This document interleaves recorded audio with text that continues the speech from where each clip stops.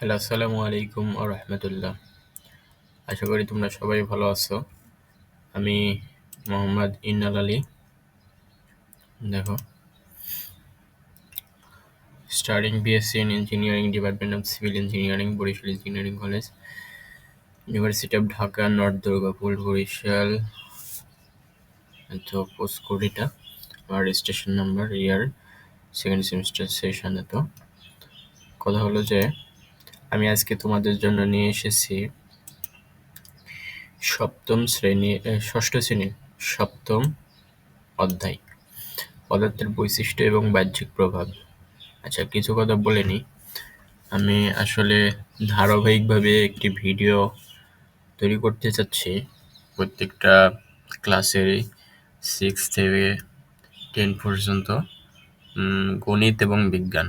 তো যারা হচ্ছে যে তোমাদের পড়াগুলোকে সুন্দরভাবে গুছিয়ে নিতে চাও, তারা আমার এই কন্টেন্টগুলো দেখতে পারো। তো চলো শুরু করি।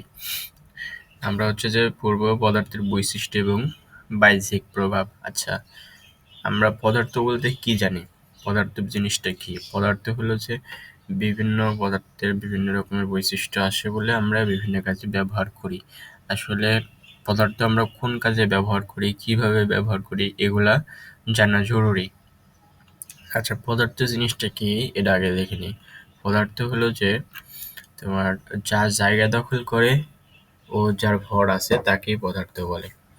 আমরা কি বুঝলাম? যার যারা জায়গা দখল করে এবং যার ভর আছে তাকেই পদার্থ বলে। তাহলে আমরা পদার্থ কোন কোন কাজে ব্যবহার করি? পদার্থ আমরা বিভিন্ন রকম কাজে ব্যবহার করি। দেখো, আমরা হচ্ছে যে পার্থিব জীবনে পদার্থগুলা অনেক অনেক কাজে ব্যবহার করি। আচ্ছা, এই পদার্থের আমরা বৈশিষ্ট্য জানবো, মানে কোন কোন ভিত্তিতে পদার্থগুলোকে বৈশিষ্ট্য করা যায়। আমরা পদার্থের অবস্থার উপর ভিত্তি করে এটাকে শ্রেণীবিন্যাস বা বিভক্ত করতে পারি। এছাড়াও আমরা অনেকগুলো দেখো, আমরা হচ্ছে যে কিসের উপর ভিত্তি করে পদার্থ ছাড়াও পদার্থের বৈশিষ্ট্য, ঘনত্ব, কাঠিন্য, নমনীয়তা, তাপ, পরিবাহিতা ও বিদ্যুৎ পরিবাহিতা, এগুলোর উপর ভিত্তি করে আমরা কি করতে পারি? পদার্থকে শ্রেণীবিন্যাস করতে পারি। এখন পদার্থের শ্রেণীবিন্যাস অবস্থানের উপর ভিত্তি করে 3 প্রকার। অবস্থার উপর ভিত্তি করে কয় প্রকার? 3 প্রকার। একটা হচ্ছে কঠিন, তরল, আর হচ্ছে গ্যাসীয় বা বায়বীয়। আচ্ছা, এখানে একটা উদাহরণ দিয়েছে, সেটা হলো যে পানির উদাহরণ। পানি আবার এই 3টা অবস্থানেই থাকতে পারে। একটা জিনিস মাথায় রাখবা, পদার্থ হলেই যে 3টা অবস্থানেই থাকতে হবে এরকম না। যদি কোনো পদার্থ এই 3টা অবস্থানে থাকতে পারে তাহলে ভালো, মানে তারে আমরা 3টা অবস্থায় নামে ডাকবো। তবে যদি না থাকতে পারে, 2টা অথবা 1টা থাকে, তাহলে সেটাও হচ্ছে পদার্থ। কঠিন পদার্থ, তরল পদার্থ, গ্যাসীয় বা বায়বীয় পদার্থ আলাদা আলাদা। দেখো উদাহরণে কি বলছে, এই যে পানি 3 অবস্থায় থাকতে পারে। পানি কয় অবস্থায় থাকতে পারে? 3 অবস্থায় থাকতে পারে, যেমন বরফ, পানি আর বাষ্প। এগুলোকে আমরা হচ্ছে যে কঠিন, তরল ও গ্যাসীয় নামেও ডাকতে পারি।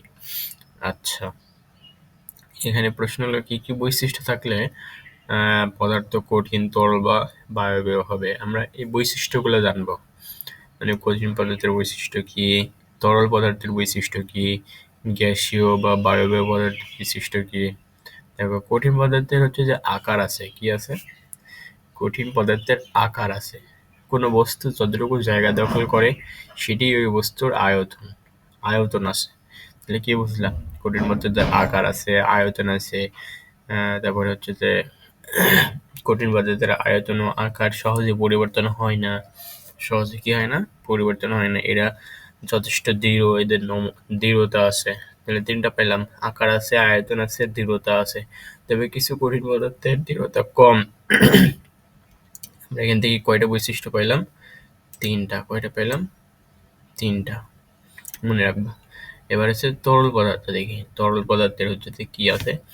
আকার নেই, নির্দিষ্ট কোনো কি নেই, আকার নেই। এটি যে পাত্রে রাখা হয় ওই পাত্রের আকার ধারণ করে। তরল পদার্থের নির্দিষ্ট আয়তন আছে, কারণ কঠিন পদার্থের মতো এরাও জায়গা দখল করে। এদের আয়তন পরিমাপ করা যায় না। যাই এই আয়তন কি পরিবর্তন হয়? না পাত্রভেদে আকার পরিবর্তন হলেও আয়তন কিন্তু একই থাকে। তাহলে কি বুঝলাম? আমরা এটা পরে বুঝলাম যে তরল পদার্থের কি নাই? আকার নেই, আয়তন আছে। কি নেই? আকার নেই। যে পাত্রে রাখা হবে সেই পাত্রের আকারই ধারণ করবে। আর আয়তন, মনে করো তুমি 1 কেজি পানি নিলা। 1 কেজি পানি, একটা ছোট বোতল আর একটা বড় বোতল। মানে 1 কেজি পানি ধরবে এরকম ছোট বোতল নিলা, যেটাতে তুমি যে আয়তন পাবা বড় বোতলে কিন্তু আয়তন ভিন্ন। ভিন্ন হবে? না, আয়তন কিন্তু সেমই থাকবে, কিন্তু কি হবে? আকারটা ভিন্ন হবে। এটাই বোঝাইতেছে। আর তরল পদার্থের কি নেই? দৃঢ়তা নেই, এটা মনে রাখবা। এবার গ্যাসীয় পদার্থের বৈশিষ্ট্য। আমরা গ্যাসীয় পদার্থের কি নেই? আকার নেই, আয়তন। আয়তন আছে কি? না, আয়তন নির্দিষ্ট আয়তন আছে না নাই? বলো দেখি। আমরা দেখব আয়তনও নাই, নির্দিষ্ট আকার নেই, আয়তন নেই, আর দৃঢ়তা নাই বললেই চলে। তাহলে কি আছে? আয়তন, যেই পাত্রে রাখা হবে ওই পাত্রে পুরোটা জুড়েই এর আয়তনটা বিদ্যমান। কথা কি বোঝা গেছে? আচ্ছা, তাহলে আমরা একটু সামারাইজ করি। পদার্থ কি? পদার্থ হলো যে যা জায়গা দখল করে, যার ভর আছে, হ্যাঁ, সেগুলা কি হচ্ছে যে কি বলি আমরা? পদার্থ বলি। পদার্থের আমরা কয়টা ভাগে ভাগ করতে পারি? মানে অবস্থান ভেদে কঠিন, তরল, বায়বীয়। অবস্থান ছাড়াও কিন্তু এটা পদার্থকে কি করা যায়? ক্লাসিফিকেশন করা যায়। আর পানির হচ্ছে 3টা বৈশিষ্ট্য: কঠিন, তরল, বায়বীয়। এরপরে হচ্ছে যে কঠিন পদার্থের বৈশিষ্ট্য 3টা, তরল পদার্থের বৈশিষ্ট্য 3টা আমরা মনে রাখবো, গ্যাসীয় পদার্থের বৈশিষ্ট্য 2টা আমরা মনে রাখবো। ওকে,